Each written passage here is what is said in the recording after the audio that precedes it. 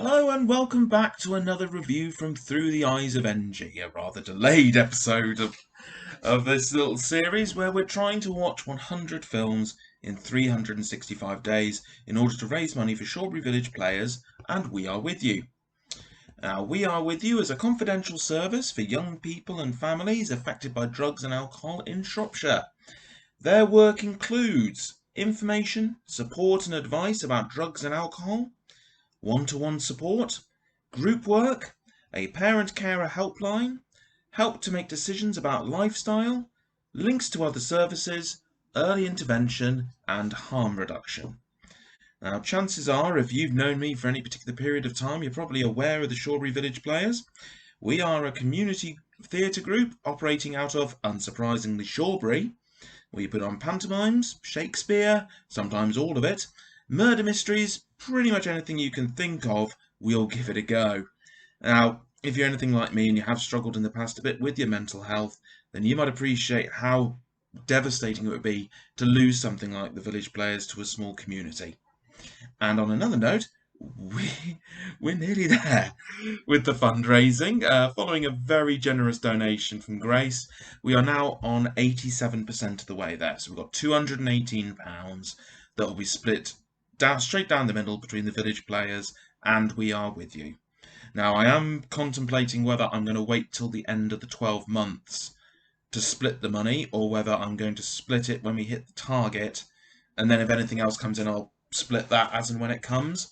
Because I'm conscious as the country goes, well, we've just moved from Tier 2 to Tier 3, and as the chance of another national lockdown is starting to loom quite largely on the horizon, it might be that the money I'm raising might be needed sooner rather than later. So if you've got any opinions on that, do let me know. I'm still not 100% sure, but I'll give it some thought, and I'll certainly update on the next video, which will be in a week's time. But more importantly, let's move on, shall we? We are talking about the 1947 version of A Miracle on 34th Street. It was directed by George Seaton. The script was written by George Seaton, but it was based on a story by Valentine Davis. It stars Maureen O'Hara as Doris Walker, John Payne as Fred Gailey, Edmund Gwen as Chris Kringle, and Natalie Wood as Susan Walker. Now, chances are you're probably aware of the storyline for Miracle on 34th Street, but just in case, the story is when a very nice old man who claims to be Santa Claus is institutionalized as insane, a young lawyer decides to defend him by arguing in court that he is in fact the real thing. Okay, so there's multiple versions of A Miracle on 34th Street. Film-wise, there's been two. There's this version, and there's also the 1994 version starring Richard Attenborough. Now, I should probably preface this review by explaining that for the last few years, for various reasons that don't need to be discussed, I've not been the greatest fan of Christmas. And it's probably this year's the first time in a while that I've felt really Christmassy, which also happens to be the first year since I was a small child that I actually watched this version of A Miracle on 34th Street. And probably the reason for that is I am a massive fan of the Richard Attenborough version, because that's the version from my childhood. And that's one that we watch every year, and I always burst into tears at exactly the same moment in the film. And if you know the film particularly well, you could probably guess which part that is. So I got myself a copy of the 1947 version and was given the choice as to whether I was going to watch the film in the original black and white or whether I wanted to watch it the colorized version. Now, I chose the colorized version for no particular reason, and I don't know if it would make that much of an impact on the viewing experience, although I'm sure there are some people who will tell me if I'm wrong.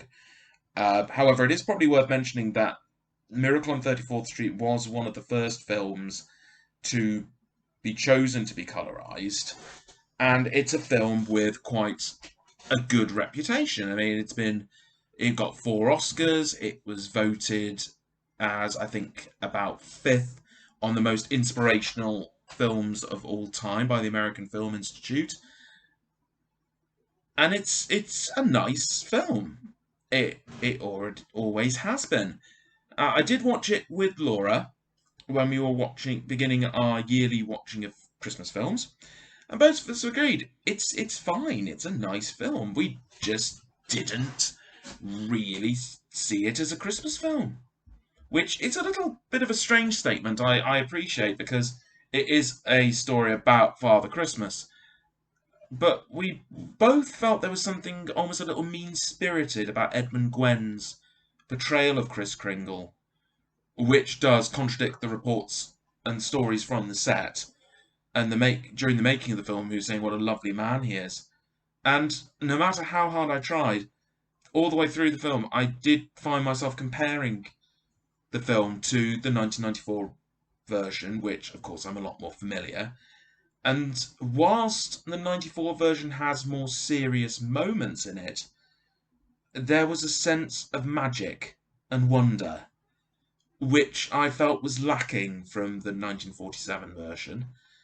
It's little things like Richard Attenborough always had there's a little twinkle in his eye when he's around everyone, regardless of whether they're adults or children.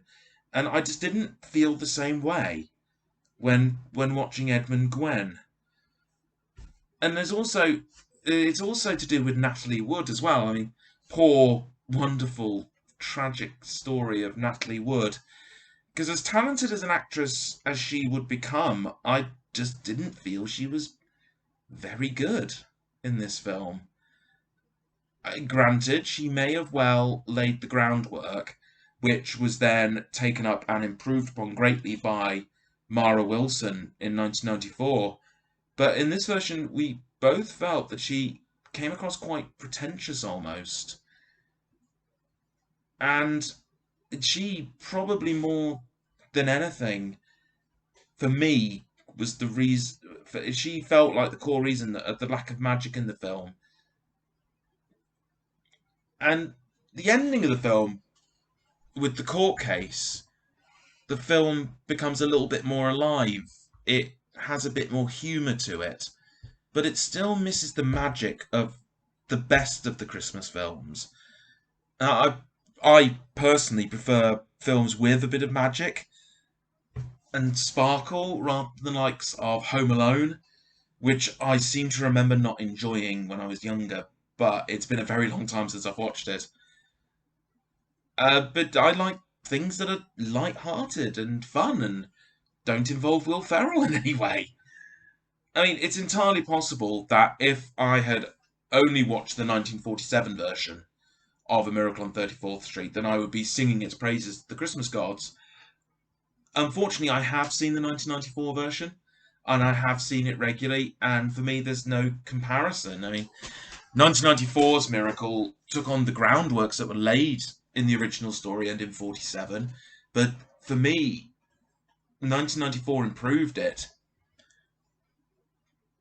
making it more magical and more heartwarming and just more fun, and also requiring an awful lot more tissues. There's certainly no harm in watching the 1947 version, and you might well get a lot out of it. I do find it quite interesting when I was doing my little bit of research that I do before each of these reviews, that there was a backlash against the colour version of the film being included on the DVD. But other than the fact it highlights some of the lower production values that probably would have been less visible in the black and white version, in fairness, the only one I really picked up on was the fact that the Santa Claus belt was quite visibly cardboard. But that was the only one I really saw, and again, I've got to emphasise, there's no harm in admitting that just because something is the original and the oldest doesn't automatically mean it has to be the best. You only have to look at the remake of True Grit as an example of that, and that's certainly the best one that comes to mind for me. But, I understand the nostalgia that's wrapped up in this version of A Miracle on 34th Street, because it was such a big part of people's childhood. But whilst I appreciate that, I also have to acknowledge that that's what the 1994 version was for me. Sorry, this is a bit short and sweet this time, but I felt there wasn't an awful lot for me to dig into A Miracle on 34th Street, and whilst I'm aware I said something similar when we covered Attack of the 50-Foot Woman, and I went into various segments about the Hays Code and B movies. There wasn't really a lot I could come up with to connect 19 Miracle on 34th Street in 1947 into any of those subjects. And whilst this was made during old Hollywood, the great threat of television hadn't really kicked in, which would completely change the industry, and we're working under the old studio system. However, this was a period of change for Hollywood, because 1947 was when the Hollywood blacklist first reared its ugly head, fronted by some absolutely delightful cowards and hypocrites like John Wayne. This was also side note, around the time people were starting to call out John Wayne for his bullshit during the Second World War, because, yeah, John Wayne dodged the draft repeatedly during the Second World War, as also did Frank Sinatra, who was playing concerts to hordes of screaming girls whose husbands and boyfriends were fighting in the war and were royally pissed that was going on. And, you know, John Wayne was trying to prove he was a passionate, pure-blood American by helping create one of the ugliest shit stains in the history of Hollywood, which was a very dark turning point for the industry, which perhaps was only matched, really, many years later with what happened with the Manson family.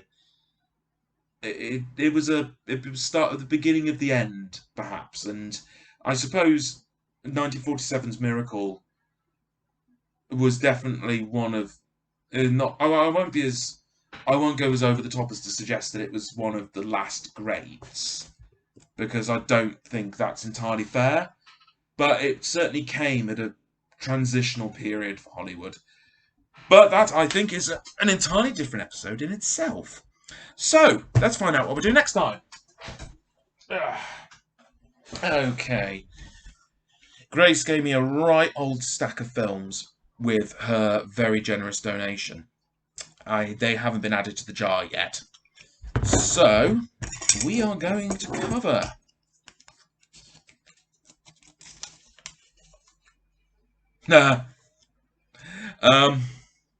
this was short and sweet. Next week will not. Courtesy of my father, we're doing Dune. 1980s. David Cronenberg. Dune. It's going to be a long one, folks. Alright, anyway, thank you very much indeed for watching.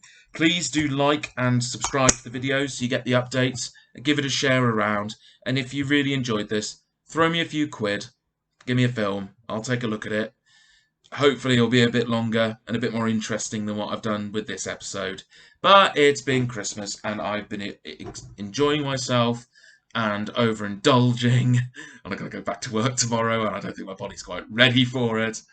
So thank you very much. I hope you had a Merry Christmas and I wish you a Happy New Year. And I'll see you in a week's time where we'll have some fun. Take care.